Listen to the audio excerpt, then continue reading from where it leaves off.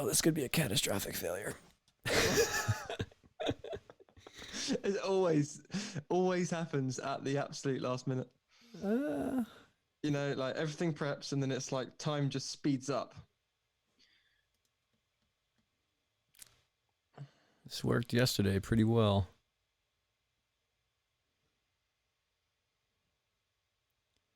Oh, yes. Hey, I think we're good. It's starting. Starting. Oh, we are live, I believe. Let's wait for a little delay. Hey-oh, there we go. We're on?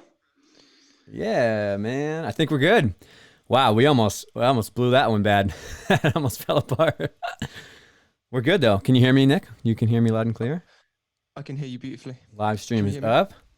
Ooh, we had a bunch of people hanging out with us. This is cool. All right, let's just give us a few minutes to get going. Anyone who's joining, thank you so much for hopping on with us in these crazy times. But all looks good. Nick, how are you holding up, man? How you doing? Pretty good, buddy. Yeah? I'm pretty good, yeah. Not too bad at all. Looking forward to this chat. Thanks for inviting me on. I'm just getting my phone fixed so I can read the comments as they come in. If we have any comments, of course, which I'm sure we will. Hopefully we get some questions and things coming in. Yeah. Giving the people what they want, which is more Nick Ruddock. Always more Nick Ruddock. Don't be silly. Did you see the top 10 download report yesterday? I did. Mr. Nick Ruddock taking 2 spots, number 4, number 3. Thank you, buddy. I appreciate that. Crushed it. The opportunity to do the podcast with you. It was good. Really, really good. I know. That was cool. It was interesting to see because there was like quite a spread of topics in the top 10. It was like event stuff, nutrition, mental health, some men's gymnastics stuff in there, which was cool too. So I appreciate everyone's listening. Absolutely. And actually, you are, someone said Nick's volume isn't loud enough compared to Dave's. No problem. Let me turn that up. So Hoppy Toad, whoever that is, can you just give us a thumbs up? Let me know if that volume is good enough. You have a phenomenal username, Hoppy Toad. That is amazing.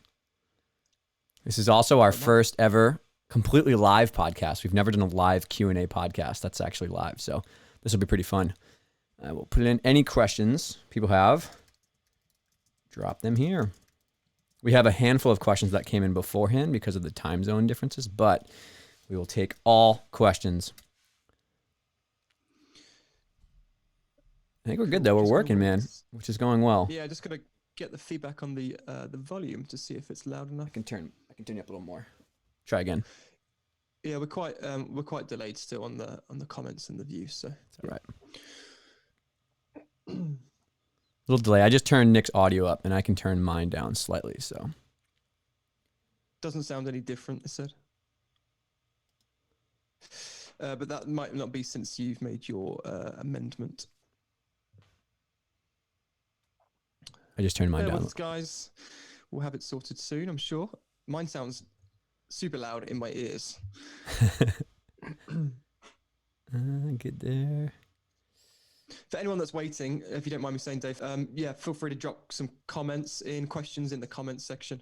We're going to get around to those, I believe, as soon as we get started. So if you've got anything on your mind, we'll be happy to answer questions. We absolutely will. Mr. Justin Ziegler, I just saw that comment come through. That is one of my favorite people in the world coaching. And spoiler alert, there may be a very good podcast with him coming soon. He was over on the East Coast here and trained under Mihai at Brustons for a long time, and then is now out in Minnesota running his own club, or head coach of a club, and he's a fantastic human and a good coach. So, all right, we have a handful of questions that came in before. So let's tackle a few of those while people wait. We do have a couple of other ones that are good from Justin and some other people. But anybody logging in, first of all, I'm sure I speak for Nick when saying I hope you are healthy. I hope you are staying mentally in a good spot. These are crazy times, man. And our first couple of questions come directly about COVID and stuff like that. So I hope that you're safe. I hope that you're healthy. I hope your friends and your family are safe. I hope that you are adjusting and keeping some good mental clarity and headspace in this craziness times. But that's how I've been starting every blog post or every post that I put up in the last few minutes. Or last few weeks. So crazy. Absolutely. Yeah. Challenging times for everybody, but also the strength of the gymnastics community has been absolutely incredible. Like seeing how people are pulling together and supporting each other. It is phenomenal. And I think, yeah, it just shows that everyone's going to get through this. Yeah. The storm will pass and Yeah. it's a terrible time at the minute, but, I've got a lot of faith in the gym community. It's amazing. So That has been really cool. That has been cool to see is so many people putting out advice, home programs, live streams, like just opening their minds up, opening their brains up to help people however they can, because everyone's facing the same stuff, Do you want to tackle a few of these COVID questions while we kind of start? go for it. Let's do it. So the first one came, these were kind of jumbled up and I don't remember where or who they came from, but someone asked, a lot of people are worried about many things, but one of them is what is going to happen when gym starts up again. We are worried about time loss with skills, strength, and the risk of injury because of this. What can we do? So I have some thoughts, but I want to hear your thoughts first for sure. Well, my first thing is that there's no point worrying because there's nothing we can do about it.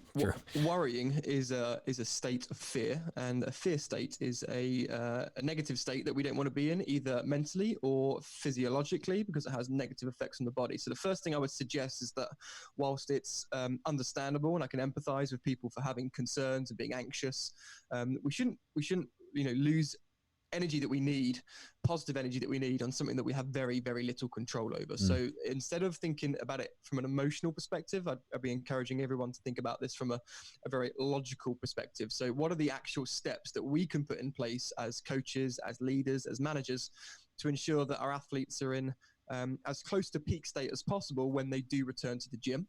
And what are the standard, protocols, if you like, that you need to follow in order to ensure or mitigate the risk of injury? Because yes, these are real challenges or real problems.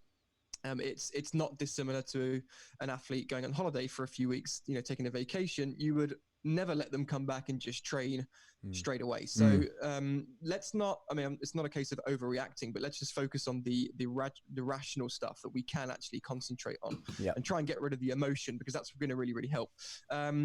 Why don't you start, coaches, by thinking about, changing the context?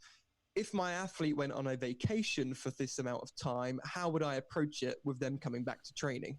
And actually, they're probably doing more physical activity now than they would do if they did go on vacation, because a vacation, they tend to do pretty much nothing at all and just enjoy their time. Or at least in the most part, a lot of them are doing, one or two kind of fitness exercise blocks at home. So they're actually still doing quite a lot more than they would have done if they're on vacation. Yep. Now that goes, we need to consider the context. We don't know how long this period is going to last, etc. But I would just be thinking, if my athlete had 3 weeks away on a vacation, how would I approach that when they come back? And, just keeping it nice and simple, like not worrying about the pressures of competition. We can write this year off in terms of any pressure from performance perspective. It's just a case of getting everything back to being stable, getting the businesses back, getting the numbers back, getting the rhythm back, getting the routine back, getting the skills back. This stuff is going to take time. So I would definitely suggest, just removing any sorts of pressure that people are feeling and just going about it quite slowly and gradually, and just being smart with how you build the skills back up again. Yeah. Let the athlete guide you as opposed to what you write down in a program, because at the end of the day, you can formulate the most amazing plan right now on your spreadsheet or on your document, and then you're going to go to the gym and all of a sudden you're dealing with a human that doesn't fit inside this perfect program that you've put together. So it's a case of like having a template and then being adaptable to that. But ultimately, you've got to let the athlete drive, or what you see from the athlete drive your decisions. Yeah. Now, you do a lot of testing and screening, and for coaches that have done that in their clubs, they're at a slight advantage, because what they're able to do is to screen their athletes and test them again. Yeah. So they've kind of got, this is where they were at in previous pre-competition time, for example, and this is where they're at when they've come back from this kind of COVID holiday, if you like. Okay. And what we're looking to do, of course, is to get their physical state back to the same as what it was before. So if you've got these kind of numbers and you've got those figures and benchmarks, then that obviously allows you to, it kind of drives some of your decisions. When they're going to be back to at least a physical state, which was similar to when before this happened. Yeah. Okay. It doesn't help you technically, but of course the physical stuff will drive your decisions as and when it's, kids are ready to move on with skills. Yeah, super well said. And I'll share a paper that kind of backs up. I'm going to try to do this. I don't know if it's going to happen, but I think I can share my screen with you, and then I can pull this piece of paper up from the Australian Institute of Sport. And so I found this actually a while ago in can you see this, Nick? I can, yeah. Yeah. So I found this paper 2 years ago, and this was like an analysis they did of like a bunch of different sports, and they looked at the time taken off compared to like how much maintenance of workload you can do. And I think this is like mega relevant right now for this. So like for people that are trying to maintain a little bit of their fitness capacity, I think that what happens is you can see like if you do nothing, right, it takes a lot longer for you to kind of get back to this level of sport you were at. But this paper essentially showed that across a bunch of sports, if you can maintain a fraction of your workload, it took significantly less time to get back to how hard you were training before. And so I think that's kind of speaking some data behind what you're saying is like, we're not just like on the beach, doing nothing right now. A lot of athletes are maintaining some of their workload. I would argue that a home fitness program, if you do like stretching, core, home program, some other stuff, is maybe within the 20 to 40% of your workload. I don't think it's anywhere near what you're normally doing, but that's encouraging. And I think people should show this to their gymnast or maybe some people to maintain motivation that, hey, if we can maintain a little bit of your workload, we might be able to get you back. I think in this one, it was 2 weeks sooner compared to if somebody didn't maintain that workload. So this is after an injury, which is kind of like, forced time rest. But again, an injury, you can still have people do plenty of stuff. But I think this is really helpful. In this paper, I'll pull up when you kind of start talking. I'll pull it up on my screen over here and put it in the comments in the chat section. But this is from the Australian Institute of Sport. And so Tim Gabbett is pretty well known for sharing this. But yeah, I think this is something to kind of consider heavily. You know what I mean? Yeah, absolutely. Well, it's good to have the science to back up the theory. So the waffle that I came up with. What? The waffle? Oh God, I got to remember I'm talking to you. You don't understand my terminology. What in the world is that? Yeah. So I'm going to ask a question. One, to buy time to find this article and put it up. But so if you're planning for like when you return back, say the first 2 weeks of a club asks you, somebody from your inner circle asks you like, what do I do the first 2 weeks? Technically, or what do I do the first 2 weeks from a physical prep point of view? What are you going to be recommendations for them? Okay, so I don't see why there isn't any. There's no reason why they shouldn't be able to fit straight back into the general conditioning. Yep. Okay, so it's low load. It's you're not looking at pushing loads of force through the body. It's just kind of your baseline level of fitness that you'd expect every athlete to be able to do. So I have my daily dozen concept, which I talk about as you're familiar with, but typically it's just general conditioning. It's stuff that you would get your athletes to do every day as part of their warm up. It's kind of 20 exercises. They would be able to slot straight back into that.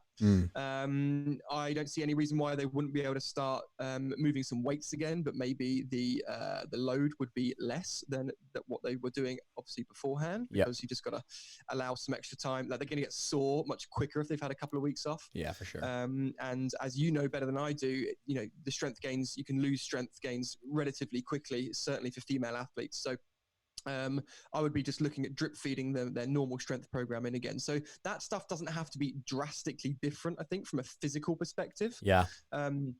It's more when we're looking at the technical stuff that you've got to just appreciate that 2 weeks or 3 weeks or however long it is of very little physical activity, and then all of a sudden having this spike in volume. And that's volume in force. It's not just volume in terms of like numbers and repetitions. It's like the force and the impact through the body.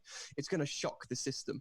And so again, as you know, and through Tim Gabbett's work, and I'm about to pull up a paper. Cool. And yeah, there we go. And all those experts, that you want to make sure that any kind of changes that you're making are going to be gradual. Gradual is just better for the body. It's also better for the mind. If you got to remember, these kids are used to doing a lot of drills, a lot of methodology, a lot of technical work. And then if they go on vacation or holiday, or in this period now, they're not doing that. Well, subconsciously, the brain's not following the same patterns that it does normally on a almost day-to-day basis. You're not getting them to retain and solidify that learning by doing the repetitions. And that's why reps are important, because it just, it cements what's going on in terms of the neural pathways of the brain. So if you just get your athlete straight back and you ask them to do some skills, there is a much more increased chance of them just kind of losing themselves in terms of awareness. They could come back with some fear, as well as the body's being sore, and them kind of losing the coordination and the feeling. So you're really kind of on that knife edge as to whether you should be pushing or not with technical skills. So in a nutshell, I think physical stuff, most of it, you can just get them straight back in, but you've got to expect some soreness, some muscle soreness that they maybe don't usually have from that program. And the technical stuff, straight back into basics. So maybe the first couple of days is more physical activity, day 3, day 4, etc. You're doing basics on the apparatus, and then you're just building and being sensible about the the increase in load. But don't forget that what you might think is just a little bit more on each apparatus actually accumulates to being a lot more in a 4-hour training session. So you might think, okay, let's do a bit more today on all 4 events, and it might just be a bit more, but then when you combine that, actually it's quite a lot, and you get that spike in volume. So just being super gradual and taking your time with it. Yeah, absolutely. I couldn't have said it better myself. And I'll share actually this a lecture that I did, but it has some of these graphs from Tim Gabbett. So 1000% credit goes to Tim Gabbett here for this, because his papers are published in this. But can you see this, Nick? Did that come through? Your screen has. I haven't got the document just yet. Yeah, but the other screen. Yep. So I think you see it now. So yeah, let's see here. Where is it? Yeah. So this is just a basic graph of, load to recovery periodization. So this is how we kind of go through the slow loading paper all the way up, which is kind of common knowledge. If we do it correctly, we'll slowly build up their capacity, kind of like you said. And then I think what we want to look at here is this graph right here. So this is a pretty famous graph from Tim Gabbett. And again, this is looking at a couple sports, but it's been validated in a bunch of other sports after. And people really misinterpret this graph sometimes, and I think they get scared by it. But essentially, the acute to chronic workload ratio, the acute ratio is what do you do in 1 week or maybe a little bit longer, and then the chronic workload is what you've built up over time, right? And so this is not an end-all, be-all. You have to use your coaching critical thinking. But obviously, people's chronic workloads right now are going to be dropping, right? We're in the first week, probably, if not 2, 3, we're probably looking at least 3 weeks off here in the States in terms of group gatherings and stuff like that. So our chronic load is kind of going to be to the floor. And if you all of a sudden throw a bunch at the athlete, well, now the ratio of how much they did in 1 week compared to the chronic load is going to spike really fast. And this is kind of where it came into play, is if you spike things more than like 1.5 to 2.0, again, the risk of something happening is a little bit higher, not the rate. You're not going to hurt everybody right away, but the risk elevates a little bit. And usually these things are shown in a little bit of a delay effect. So like the next 2 weeks following, you have like just crankiness or non-contact soft tissue injuries. So this side of the curve is definitely concerning. But the other thing that you have to kind of look in here is they also showed risk with a curve going the other way when it dropped under 0.7. So I think what you're saying is by doing physical preparation, by doing technical basics, by getting them back in the gym, I think we can definitely build up some of their chronic workload again safely before we start going pretty crazy on apparatus. I'm personally probably going to have a full week of, like you just said, like slow getting back into it, soft surfaces, basic drills. And by the second week, I'm probably going to start introducing more of the impact type stuff. And for people that are trying to track this in an easy way, you can use a global RPE. So if you take how many hours or how many minutes you're in practice. So say you have a 2-hour practice, it's 120 minutes, and you have the athlete's rate from 0 to 10, how hard it was. You can get a very loose kind of global idea about how hard the training session was, and you can maybe track that over the course of a couple of weeks as your athletes come back.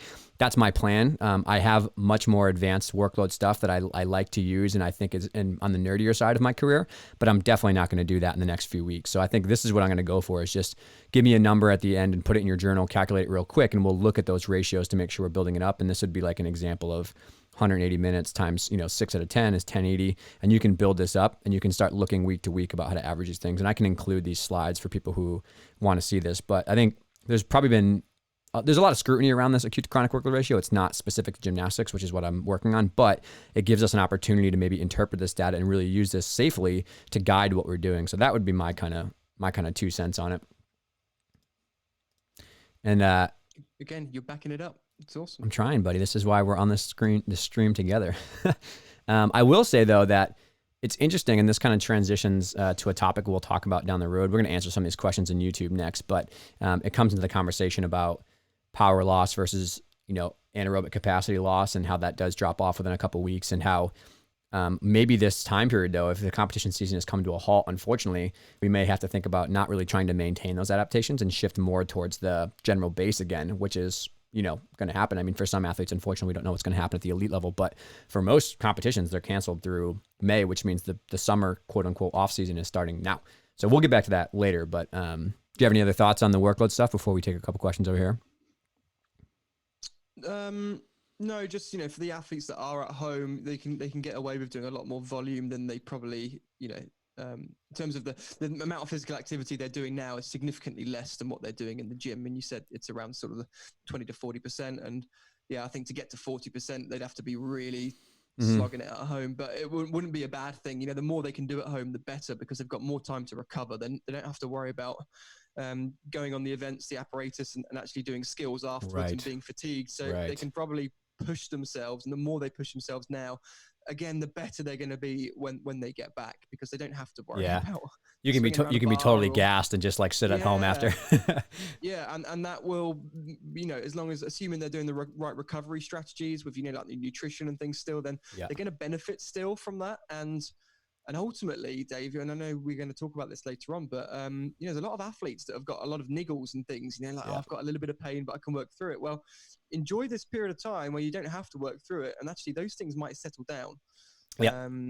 So yeah, cool. I can say on the medical side, obviously we're very, very stringent about who we see. The only people that we're seeing are like people who need to be in PT, like immediate surgeries or stuff like that. But everybody else is, with the season kind of coming to an end, a lot of these people, like you said, I was working with them to try to get them through the end of the year for nationals or college recruiting and stuff. But now we have a lot of time. So I just sent 7 of my patients an updated home program for today. And I said, hey, like, use this time to really maximize, you know, calming things down and getting ready, because you want to make sure you get back to your training in maybe 3 weeks to a month, and just really be able to slowly just ease back into it. And then you know, if you do this thing right and you maintain your workload at home and you have a good plan with your coaches, you could get an extra 2 months to train skills, to get new skills for the next preseason, which would be phenomenal. So, all right, let's jump over to some of these questions, guys. If you're joining us, we have a good chunk of people watching now. Any questions you guys have, we're going to answer them. So pop them over in the comment section here.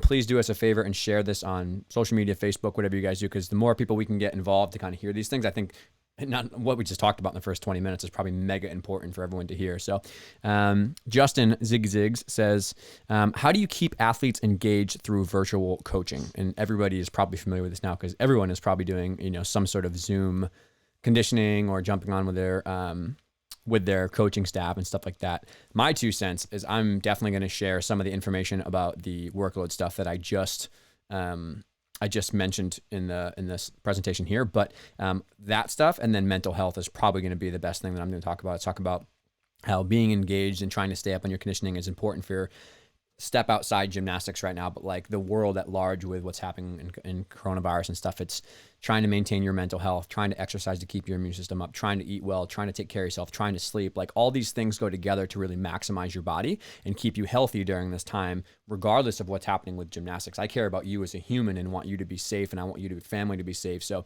doing these things can kind of help with that. And then if we look at the gymnastics side, it's about, think about, again, the opportunity for an extra month to train the skills that you really want. And you always feel like you're in a time crunch in the summer off season. If you pitch in a little bit here and do some of this stuff and kind of maintain your your output, we can probably have a much smoother time getting back when we go back. So that's what I'm talking about with the athletes that I coach to try to get it. What are your thoughts on that?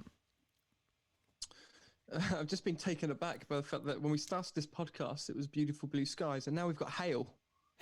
We had snow up here in some of Boston. Let me look and see what we got. We had some rain, unfortunately. I'm considering whether I've got windows open. I need to check quickly. I might have windows open. It's okay. I'm going to be back. Keep talking. It's okay. I'll keep going because I had a couple more thoughts on this. So the thing that Nick and I are going to talk about for sure is that I think people are realizing that the season has come a little bit to an end. Hello, Wrecking Ball. Nice to see you over there on YouTube. If you guys have questions, pop them over there.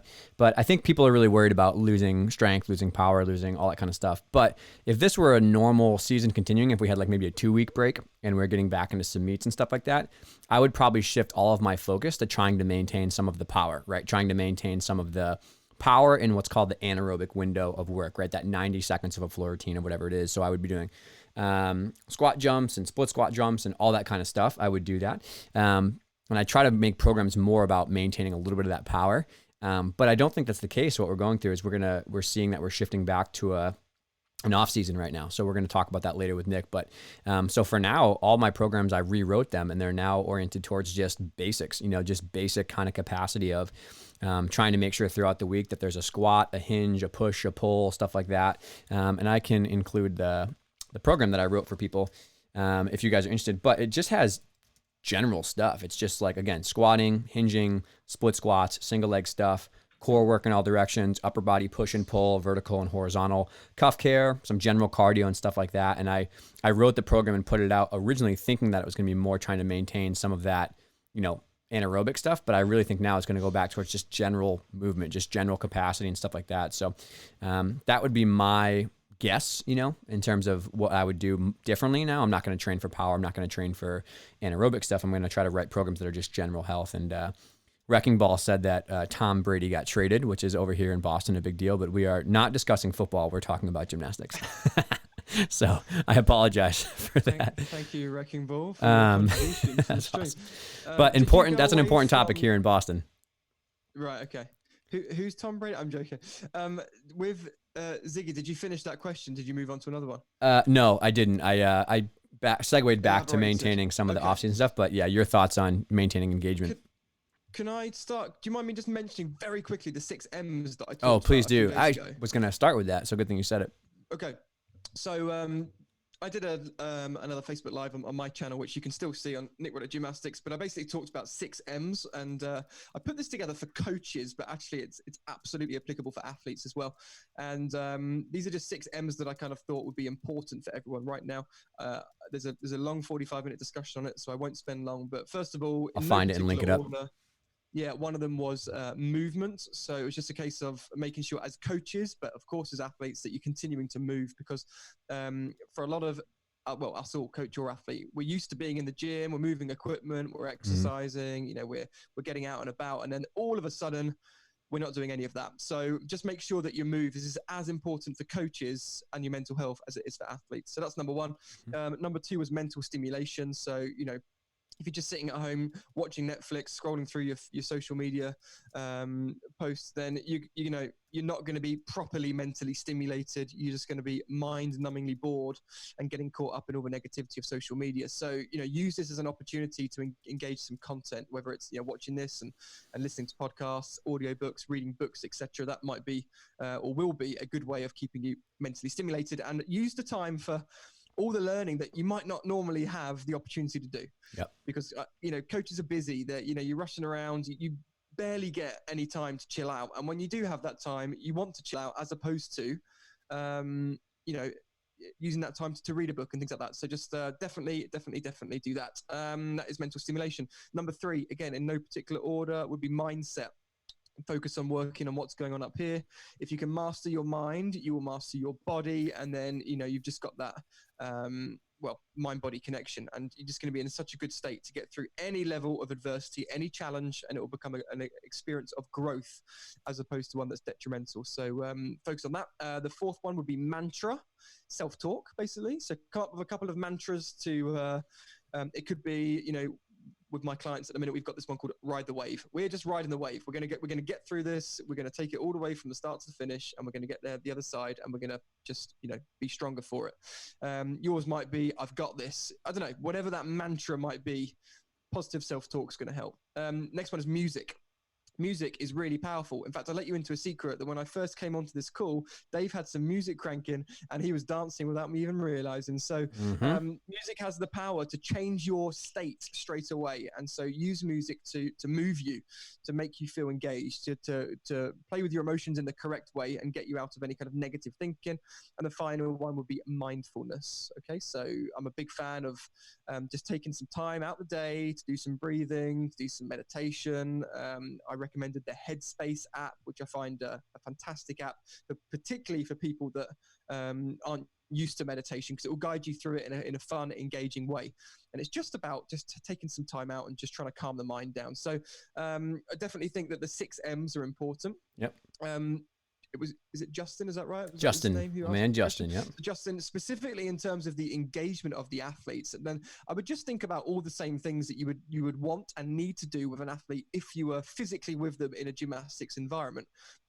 Kids like progress. Progress equals happiness, as it does for coaches as well. So I would still make sure that you're making a point of saying, you're getting better at that, or that's looking really good, or that's really going to help you, or I can't wait for to see how this plays out with our skills in the gym. So they feel like what they're doing is still contributing to their goals, rather than just, oh my God, this is so boring. We're having to do physical preparation at home. This whole thing's terrible. connect it to the end result. Because the goals haven't changed, guys, just the time scale has and the time frame.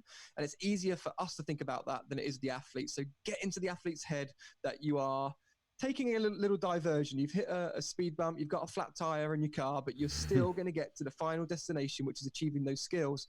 And everything they're doing now is contributing to that. So definitely do that. And just, keep going with the positivity and communication with them. But I think they're all the same things that you would normally do if you were face-to-face.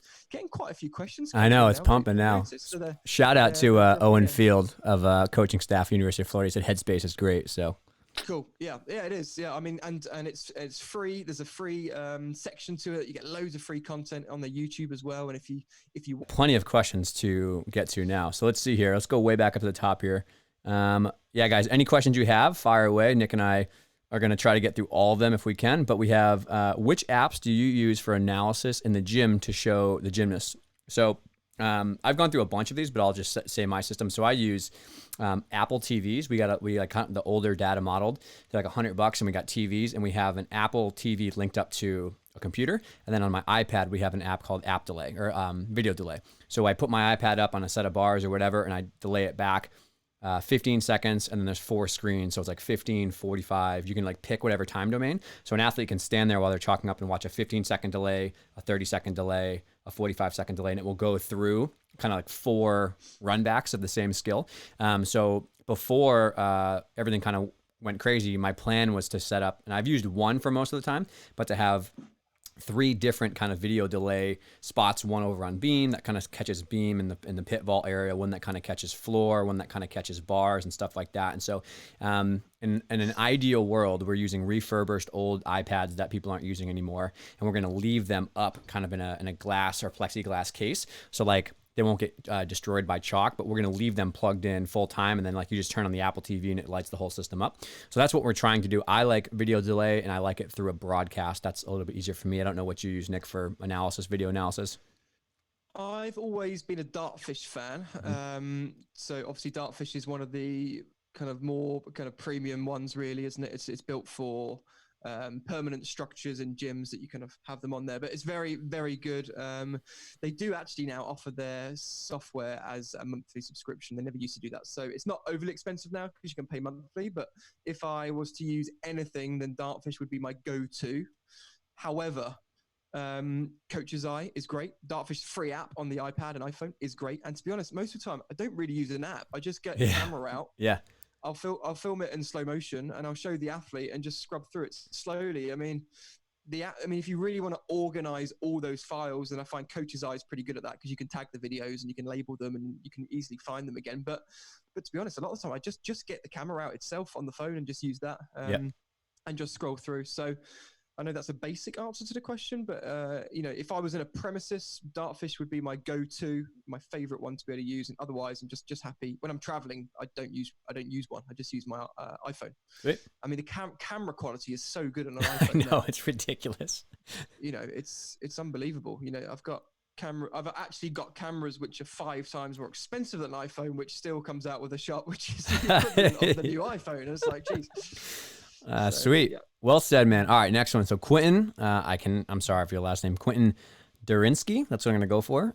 Do you have any recommended material to review through the Hero Lab to increase the knowledge of strength and flexibility and skill hierarchy for use of teaching your younger coaches to increase their knowledge base? So fantastic question. So yeah, I'll split this up because I want to sing Nick's praises here a little bit. So if you're looking for more like the strength, the flexibility, the injuries, like I have a pretty good feel for that at this point. I've had a lot of experience in those domains. So writing programs, doing flexibility stuff, the medical side is pretty good for me.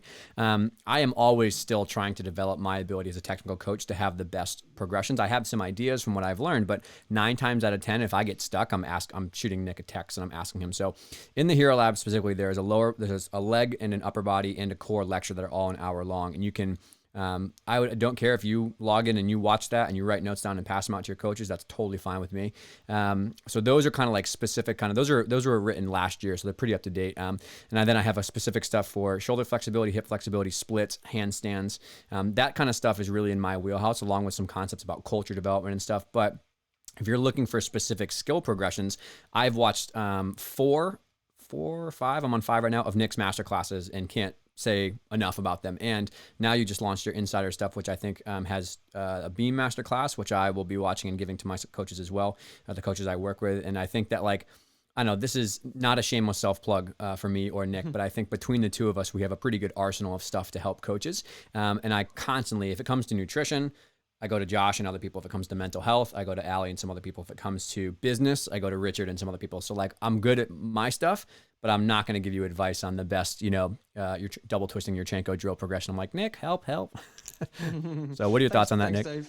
Yeah, I appreciate it, and I think you're right. I often think the same thing, that I think between us we've got a lot of different aspects covered, which is great. And I'm just I'm very grateful for the kind words about the masterclasses. We put an awful lot of work into them, and also definitely, if people ask me questions now about flexibility and there's more sciencey stuff behind things, and I'm the same. I'm like, Dave's go to shift movement science, go to Dave. I'm not going to begin to pretend that I've got all the science behind that, because I don't. And so, yeah, I think we complement each other quite well in that area. So yes, obviously my platform's called the Gymnastics Growth Academy. If anyone's interested in taking a look at that, it's on gymnasticsgrowth.com. It's only sort of 10 days old, actually, so it's brand new. And I will say that the obvious thing is that we greatly appreciate everyone's support if you're still a member of those and you're helping us out, because that's one of our main ways to keep our websites and stuff alive. So I give a massive thank you to anyone who is joining our platform. I know it's tough right now. Yeah, all right, let's go to Montrose Magic. What are your thoughts on doing video skill calls with parents' permission? Video call your gymnast, go over basic skills and give corrections. So I personally, I think that this can be done for, you go first, Nick, because you have more advice on this than I do right now. Well, I think you've got to think, is some done better than none? Is some done better than none? Quite possibly, if the environment is safe and the skill level. I mean, you've put here basic skills. So yeah, if we're talking women's artistic and they're doing walkovers and handstands and some basic stuff like that, I wouldn't have a problem with that if they've got the correct environment. So it's, the surfaces that they're using, the space that they've got, then I would be quite comfortable with that, particularly as you've mentioned here, it's a video call, so you could see and make corrections. So yeah, I'd be okay with that. Anything more than that, then yeah, I'm going to start to be a bit concerned. But more about what would happen if they hurt themselves, and if they do hurt themselves, then it's probably a strain on the health service that nobody needs right now as well. Exactly. But yes, basic skills with parents' permission over video. I don't see an objection to that as long as it's done in a safe way. Yeah, and you can monitor things, what's going on. That's my thoughts. Yours might be different, Dave. no, I agree there too. I think that I saw like Tumble Track did like a line, they just put a tape line on the ground and they just did like some beam choreography. They did some like dance throughs, and this is a perfect time to make a new beam routine or a new floor routine or find music and do stuff like that. You could probably get a good hour and a half, 2 hours out of a group-led stretch and a warm-up, some basic strength and core stuff, some line choreography and some flexibility or stuff like that on dance and stuff. And then on the men's side, we could do some like light drills for pommels and hamstrings and stuff and whatever it is like that. Not a ton, but I also think this is a fantastic time. And I saw some coaches doing this, is like, do what we're doing now on a Zoom call. Bring up some like routines of people that you like love and that you respect, and you watch technique. Like have a coach like slow-mo a shared Zoom screen and just talk about what are they doing here? Where's the technique? What do we want to try to emphasize? What can we thinking about? Like that kind of stuff can be really, really good and really helpful right now. And I also think that like routine construction for optionals and thinking about skill upgrades and stuff, you could be going crazy with playing around with different, planning for the year. Maximize as much time as you can, because we all know we don't have time for this when we're in the trenches actually coaching. So get the code out, get some videos out, watch stuff, analyze stuff, have everyone chip in and say what they like, what they don't like. Like, I think you could do some of that stuff, and you could like play around the routines. You could have somebody show new choreography and you guys could watch it and go like that. Like there's tons of stuff that I think you could still do. But I agree, like after like that basic level of gymnastics, I think it's a risk we don't want to take right now. Yeah. Cool. Very good questions. We got plenty to work with now. Here we go. Michelle Foster says, how do we explain to parents that children won't lose their skills in the 6 weeks or however long we are off? What do you think there, Nick? How do we explain to parents that they won't lose their skills in the 6 weeks? Well, again, the important thing here is if parents are putting pressure on you as a coach, or they are anxious, the first thing everybody needs to understand is they've got no control over it. So they just need to kind of let that go and just be like, look, everyone's in this together. It is what it is. You can't stop the virus. So just, we can't stop it, but the parent can't, and it's going to impact the kids if they are off. I mean, that is the reality of it. But what you can give them is the objective stuff that they could be doing as parents to slow the process down. So again, making sure that they're doing their physical activity, making sure they're doing whatever basic exercises that they can be doing at home, or basic skills, as the previous question was, keeping on top of their nutrition, their mental state. And by doing all of those things that the parent will make sure that the child does, and the coach is going to still do their planning and programming, together you're doing all that you can to mitigate or to slow down the loss of skills. And when I say loss, I say that very loosely, because you won't lose skills. Losing skills isn't going to happen. They're just going to, you just have to revisit them again. Temporarily misplace them. Yeah, I mean, parents go on holiday, they go on vacation all the time with their kids, without worrying about losing the skills, So I would just say, remind them that it's a situation that they have very little control over. Ask them to do all that they can, and be very objective or instructional about what it is that you would expect from the parent and how that's helpful. Reassure them that you as a coach have their best interests in mind, and you're doing everything that you can to ensure that they come back in peak state. And when they do come back, you've got a plan in action. And that's all that you guys can do. Yeah.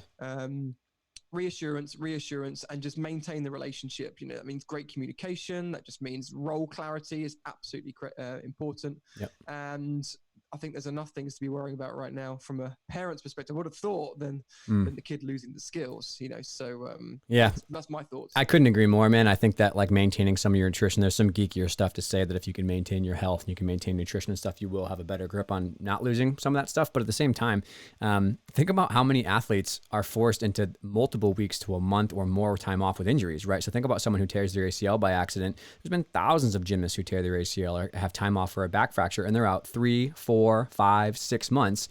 And it's definitely a rocky progression back towards getting to those skills again. But like, you would treat it just like that. You would do all your strength and conditioning. You would do your basics. You would go through your drill progressions. Like, you'll probably have to use some softer surfaces for a long time because the joints are a little deconditioned. But there's countless examples of athletes who have been forced to take 3, if not 6 months off from skill training, and they're still able to come back fully just fine. And I think the most notable example of this is, she's an outlier because she's so talented, but Pang Lee broke her back and couldn't do anything for over a year. And she was able to come back and go get her skills back, and she had development before, but she got her scholarship and she went to UCLA, and it was great. So like, I think, yes, it's hard. Don't get me wrong. I'm not trying to paint a picture that it won't be challenging, but it's not like 4 weeks off is going to be a doomsday and everything's just going to kind of like slip out the window. You know what I mean? And following this, this is a question that I had personally, selfishly for Nick, and thinking on my own. So like, we've always talked about how gymnastics never has an off season, and we're kind of forced into one right now. With like, I think we're probably gonna be looking at a month, if not a little bit more. And I'm really curious to see what happens after this in terms of people getting back and rebounding, because if people come back and, silver lining, maybe we get back and it's the rest people needed and they feel okay and they feel ready to rumble for a longer summer. Possibly it could be not that. It could be people come back and they're, cranky and it's harder to get back and it takes a month. But I don't know. What are your thoughts on that? Because there's a lot of people who talk about gymnastics maybe needing a month after season to do 2 weeks of no training and 2 weeks of a very slow ramp up to cross training. And the research supports some of the ideas, but I'm curious what your thoughts are on this. Well, there's never been a better time to put it into practice, I guess. Accidental research study.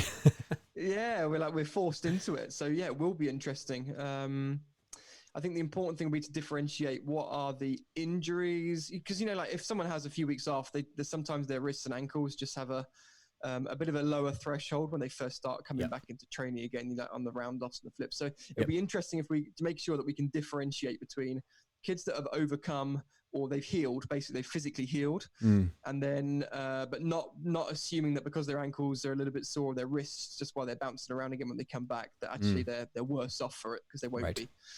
It's just that a little bit of patience and gradual progression back in. I mean, yeah, it will be fascinating. But whether or not, even if it does have positive benefits, to try and convince the coaching community that that's the right model moving forward, I think that's the biggest challenge. People see it as a loss of time, don't they, Dave? But what we're basically saying here is, do we get time back in terms of the end of the athlete's career? So it's like more longevity, or do you get better use of time? Because days lost through injury and illness is one of the biggest predictors of success or failure, if you like, in terms of your goals. So how many days do the kids miss out on due to injury and illness and vacation, of course? Because I mean, even leading up to an Olympic Games, it's unbelievable what the rate of injury and illness can be and how that can really have a knock-on effect, of course, to athletes, the whole country's success. So yeah, I agree. I think very well said with that point. I think this is a different discussion between involuntary time off because of an injury. That's not what we're talking about. We're talking about where forced time off because we just can't control these things. But maybe instead of it being rehabbing to a baseline, giving some time off, especially like in a month format, and then doing some cross training is building up our base to a higher above level so we can have a higher quality and training hours that we do have when we go back. That's my thought about it, because I think that sometimes, unfortunately, a competitive season is brutal, man, especially at a collegiate level over here for university is like 12 weeks in a row of just meets and meets and meets and meets. And it's like you're run down and you're tired.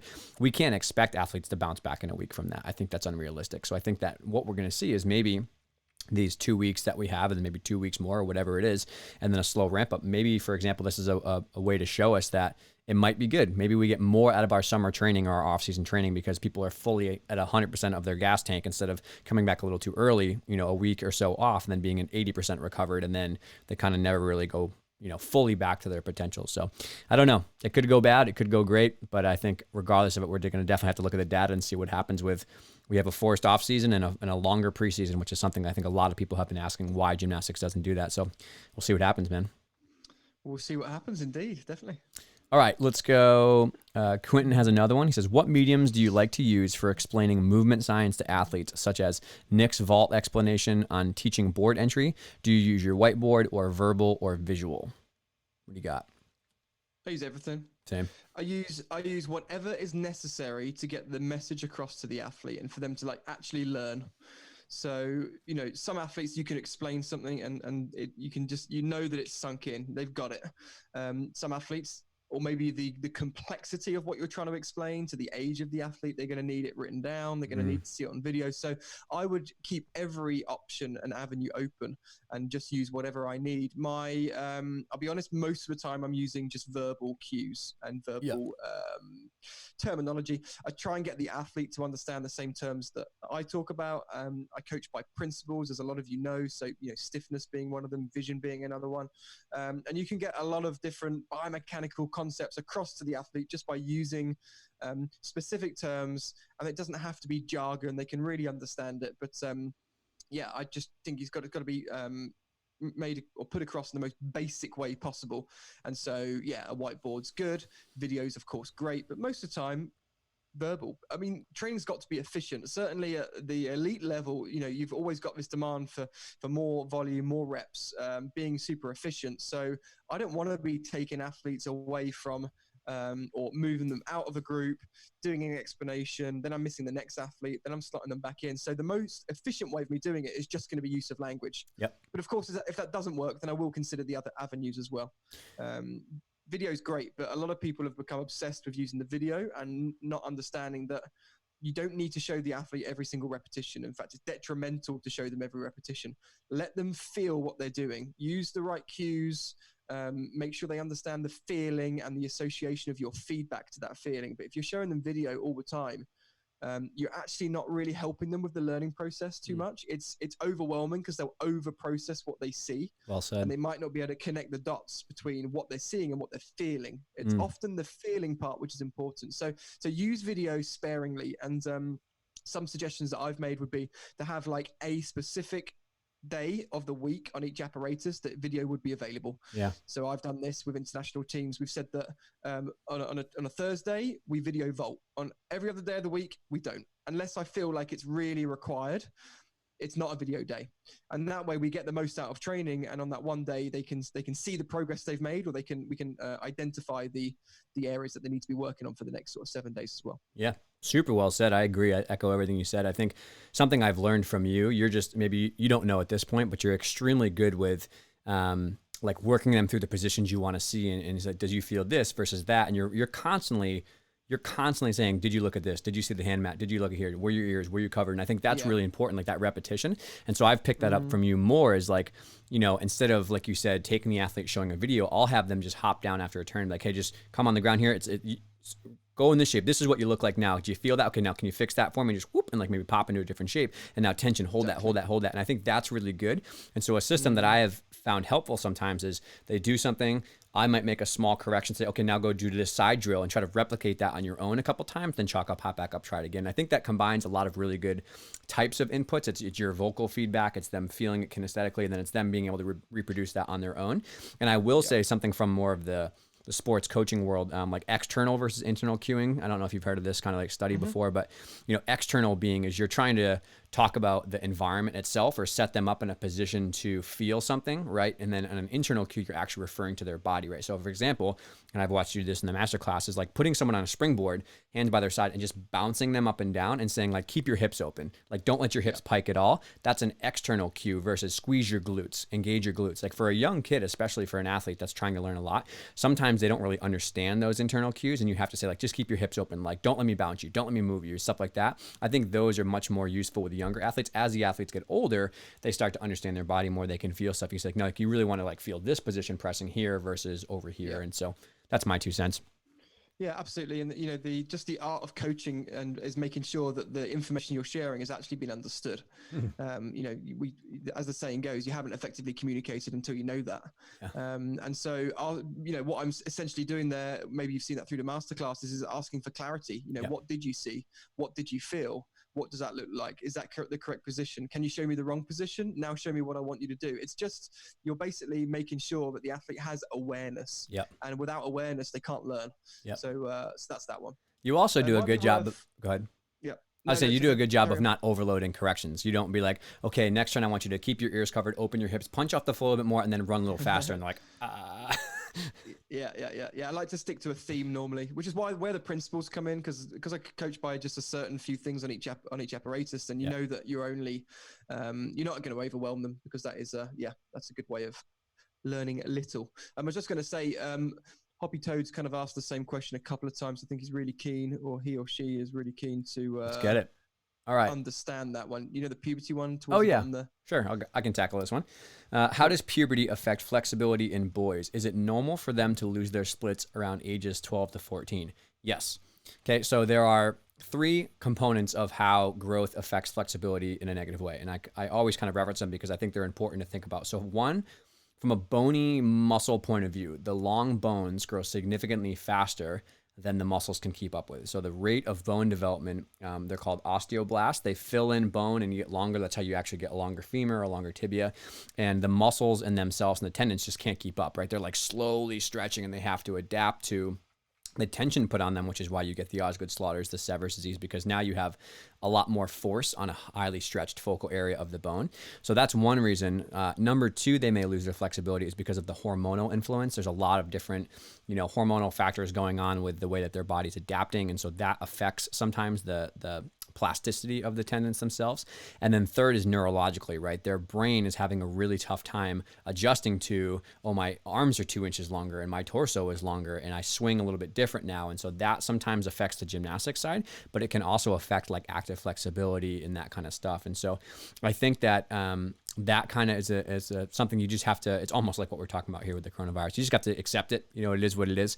I think that you, in an interview we did, had a really good point about how you have to like be really, really good about physical preparation in these times, and almost just accept that maybe it's not a time to push through high impact loading. And so boys will be a little bit later. Girls are typically in the 11 to 13 window. Guys, 12 to 15, where they kind of have this growth. And so they always have a slow increase in growth, but they typically always have something called peak height velocity, which is when they rapidly increase the motion, which is when you get those like 2-inch, growth spurts where you like come out of nowhere and stuff like that. So you have to just accept that it's going to happen. And I've pulled kids out of competitions before because everything just hurts and they're super sore. Their joints hurt, their back hurts. And it's like middle of the season, a local competition. And it's like, if we just skip this one, we'll get 6 weeks where we can maybe just, adjust to skills and maintain. And sometimes that's a tough decision because I know they want to train, but it's probably for the better. I've made the mistake of pushing through that kind of phase, and it comes back to bite you when you have some severs flaring up and your knees hurt and you have to take 6 weeks off of impact because of how hard it is. So measure their growth, I would say, every month. That's what I recommend. Cool. Nice. Well said. All right, let's go. All right, let's go. Hoppy Toad, you officially get the best username, by the way.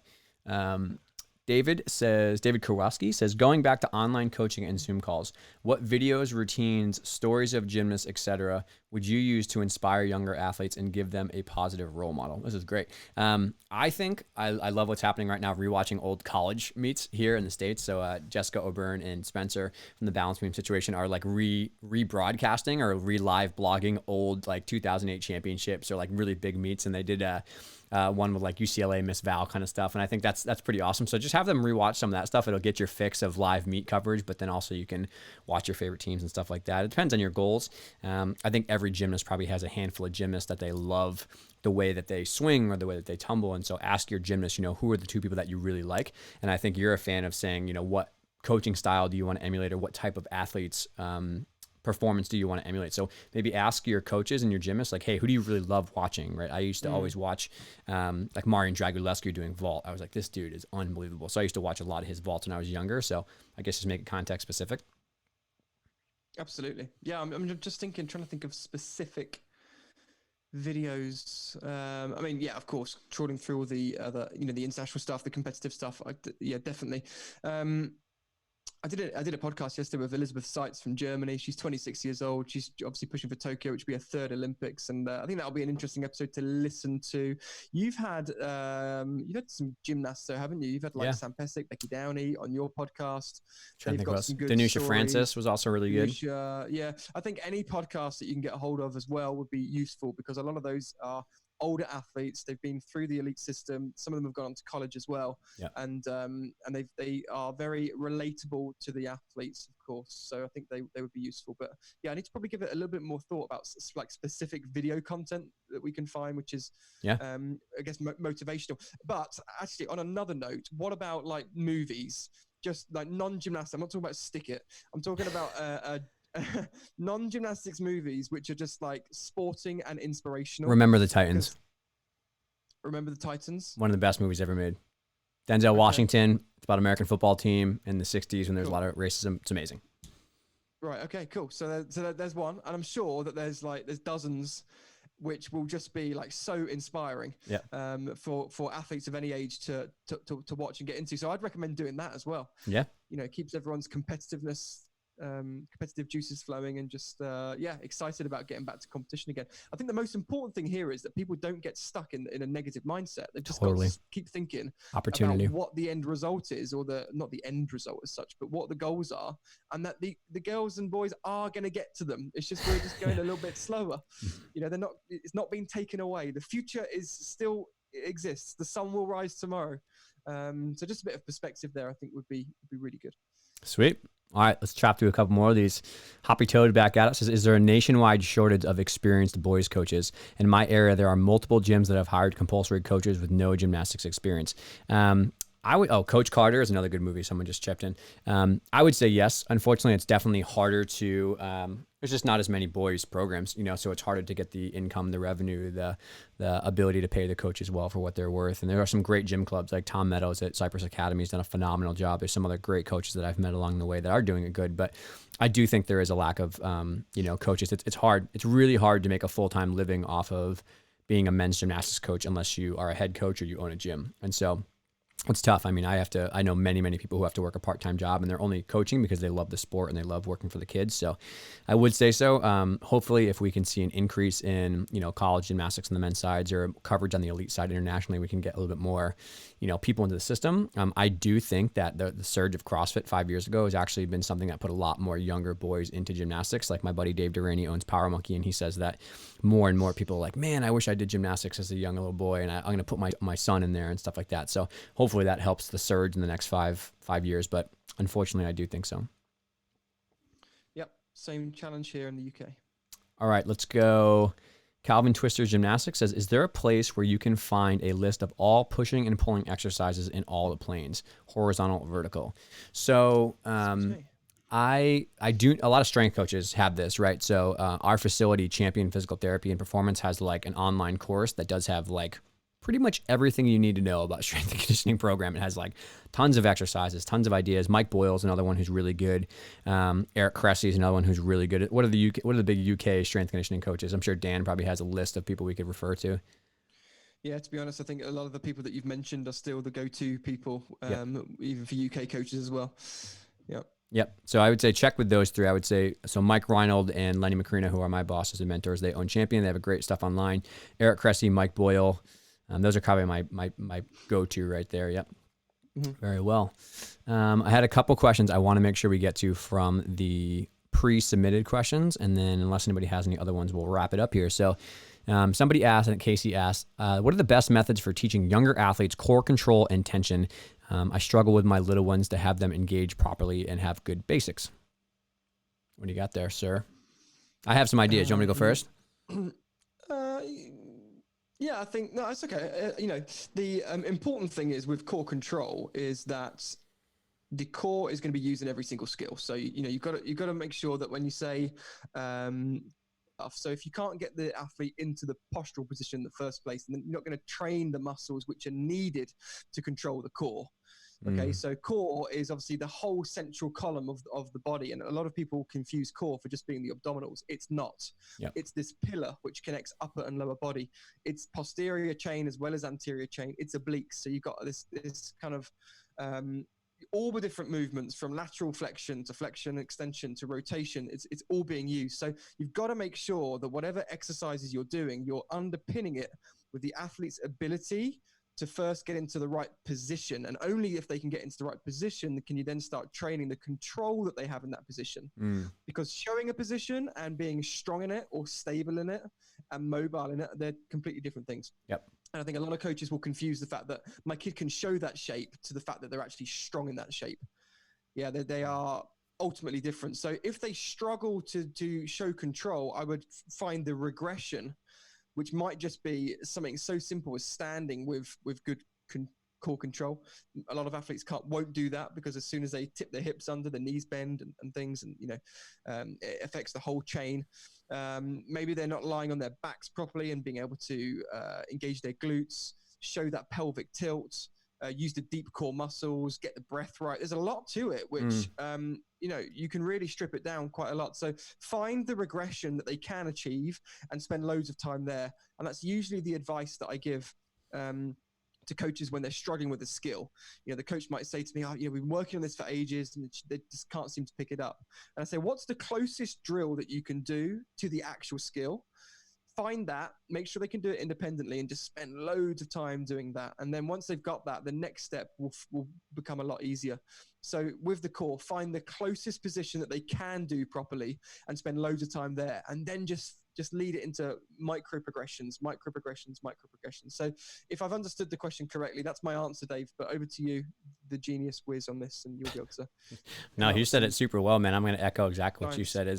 I would agree. I would sometimes start super basic, and like every day in our basics warm up, we have them lay on their back and hook lying and bend their knees up and just like 5 seconds, squeeze your core as nice and tight as you can to maintain a good breath control and keep yourself flat. It's really important that athletes know the difference between neutral and then gymnastics specific arching or hollowing and stuff like that. So I think that's important. And we work on those every day in our warm-ups. But if someone's really struggling, especially as a younger one, we'll just do basic stuff that you've suggested, like, can you lay on your back on a super flat line? Can you lay on your stomach? Can you stand? Can you just hang in a straight body? And I think that's the best place to start, is just hammering that home every single day and making it part of your basics.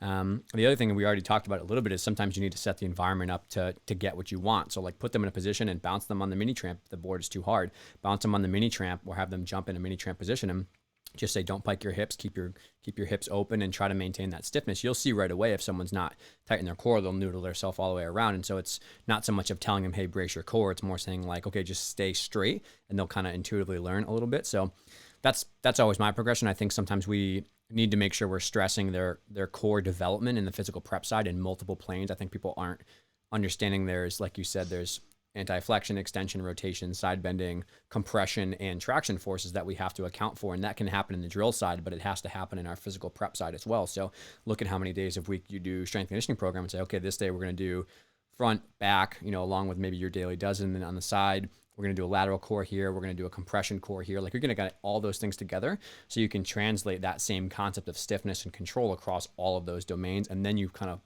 pace them forward onto the events themselves. Yep. Nice. Cool. Taylor's just asked a question, and if you don't mind me hijacking it, I think it weaves in quite nicely to what we've just talked about. Yes, because I need to go fill up my water bottle.